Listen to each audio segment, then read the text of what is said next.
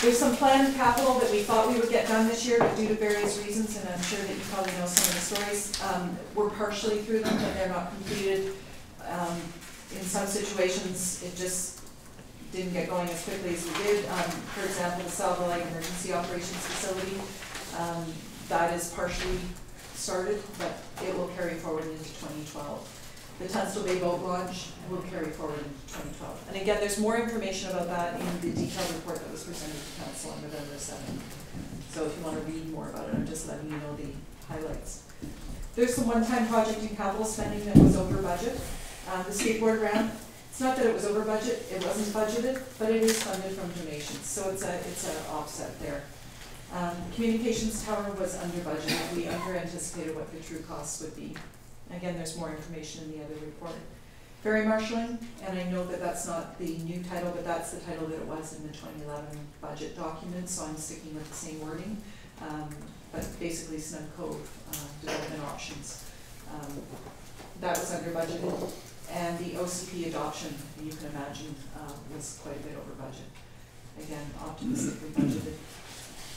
The wastewater treatment plant is on budget, however the grant claim is still in process, and we're working on that actively. I was working on it just before I came to this meeting.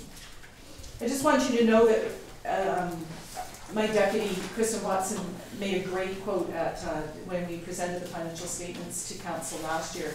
And our auditors said, oh, you need to be reporting quarterly to council to keep them up to date on where you're at. And we said, yes. Kristen said, yes, we know. We're accountants. We want to do that. That's what we do. But we just had never really had time to make it a priority.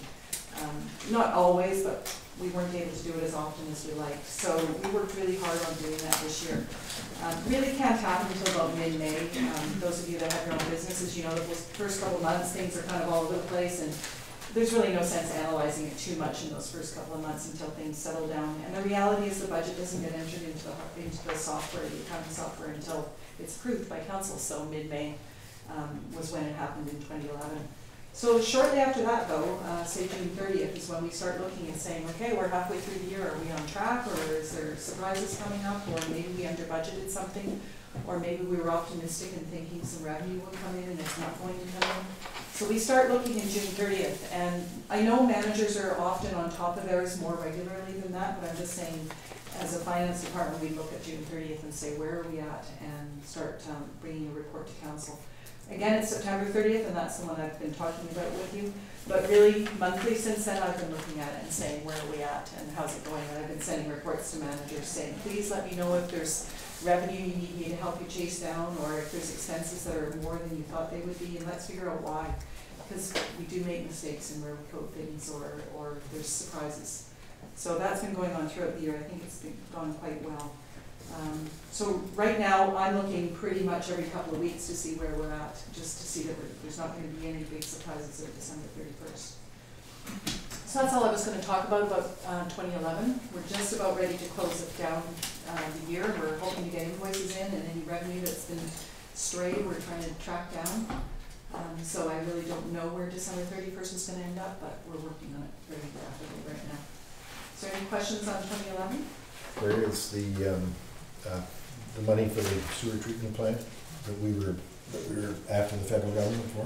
Where are those bills at? There's some of it's jointly funded, so federal, provincial. Mm-hmm. We have sent out 4 of the 6 invoices, so 2 to each of the 2 bodies have been sent out. I'm in the process of preparing the 3rd to each of them. We've only received 1 of the 6. We haven't sent them 2 of them yet, but we've only received 1, and they're following up with CAO, they're not myself, and a few other people are involved in writing more information that they want from us. It's quite time consuming. So the total that we still have, that we're looking for, is still pretty I think I said it in here. Big quantity. It's quite large. Yeah. Yeah, 860,000 that we're waiting for from them. So it is quite large. But the reality is, it's not their fault, it's our fault. We are writing a report to comply with new requests that they had from us that we weren't aware of when we first, they changed the rules, and is how I understand it. Is that a fair comment? They want to know how we're meeting all sorts of new standards and technical stuff. But in addition to that, we are filing our final claims now.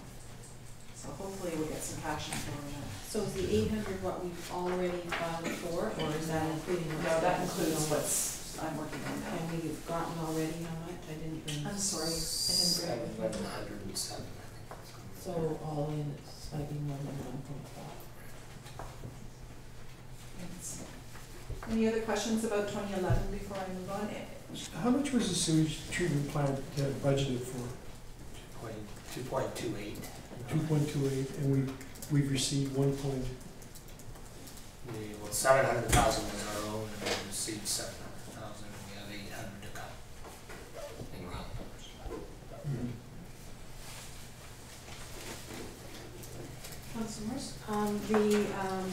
The report we've got has an operating budget position as of September 30th, and it's got a projected to December 31st number in there of, looks like we're going to end up with, if I'm reading this right, $1.2 million in operating. Are you referring to the document from November 7th? 17G for George, you're good. I think, So, are we still on track for that, or, because that was as of, I think the caution I gave, if you're referring to the document 17G, yeah, the caution I gave when I presented this is that I tried to pull out kind of things that were funded from a reserve or unusual things. So you can't 100% draw that conclusion. I was trying to say, where are we at? It looks like we're pretty on track with our revenues, and where are we at? I was more trying to pull out the big surprises. The challenge that I found in municipal projections of where we're going to be is there's so many one-off things and so many special things that I was trying to just look at operating in this and get things like the OCP or special studies get mixed in with there. Because it's not, and you and I have had this conversation, it's not capital, it's operating, but it's one-off operating. well, I guess my question was, you've got projected numbers to December 31st. To be 1.2. For revenue and for expenses. Right. And this report was done back in October, so we're It now was. into the middle of And December, so I are we don't have still any- looking at those, we're still on track for the Yes, projected year end? other than the things I've highlighted. I have been looking, but I'm more looking at lots of detail, and I haven't pulled back and stood back and saying, on a gross basis, are we going to be okay? I'm trying to follow up on some detailed things. Okay? So the next thing I'll talk about is the financial plan for 2012 to 2016. The item to highlight is the July 25th council motion that is on page 17O. And that's a 2-page document. And if any of you have been in my office, this I have on a yellow piece of paper, and it's sitting taped on my desk, because this is what's guiding the preparation of the 5-year financial plan.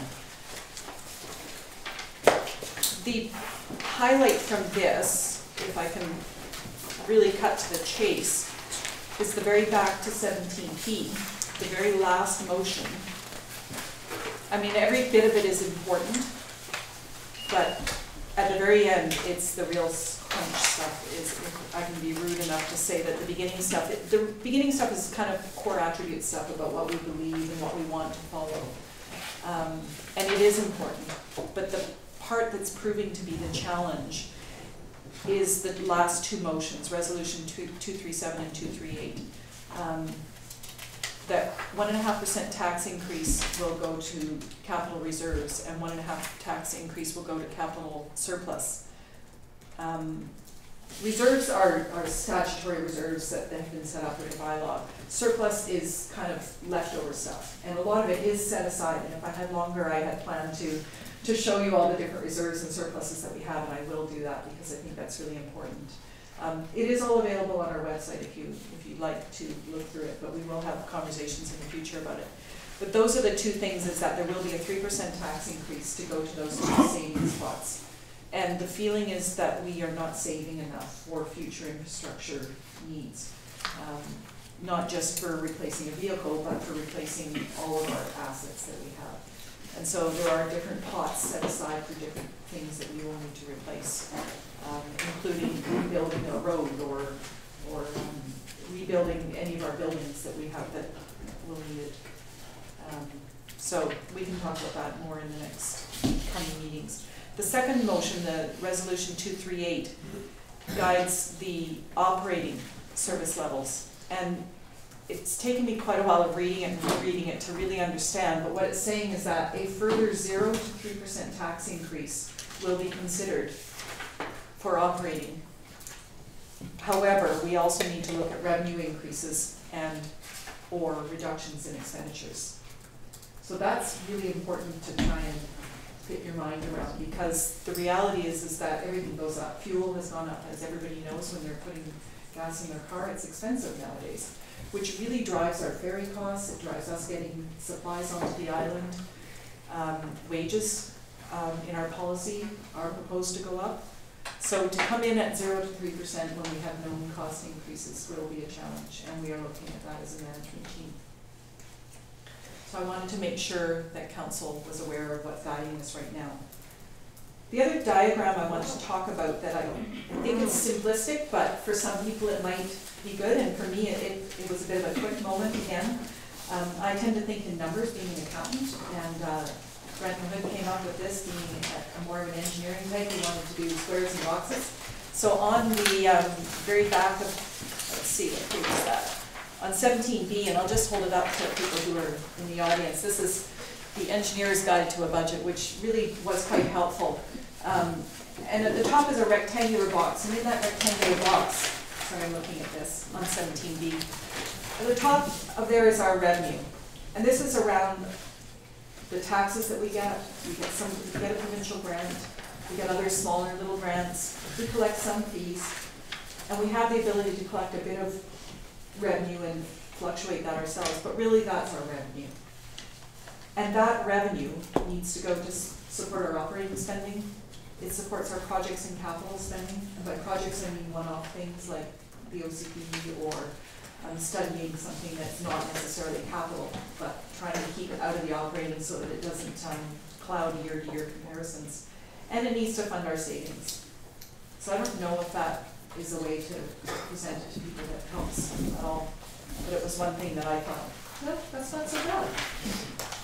In another version of that, I've done it in numbers saying our tax revenue is 3.4 million and our operating is this much, and so we'll do that later at another time. So that was all I was going to talk about with the 2012 to 2015 budget at this point in my half-hour version. Is there questions on that? I can tell you guys are really excited about budgeting. I had a question. I've never seen non-market change. Could you explain what that is? Oh, I sure can. That's an interesting concept that I had to learn as well coming into the municipal world. So when a new piece of construction comes on the market or a new development happens, that's non-market change. When your house goes up in value, that's market change.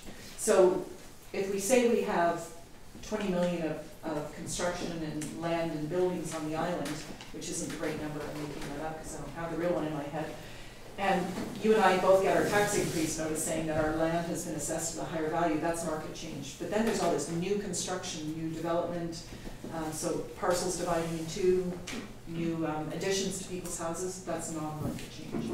So that's kind of extra money that we know will come in. And in that motion, what I call my yellow motion that's sitting on my desk, I think I said let's use 50,000.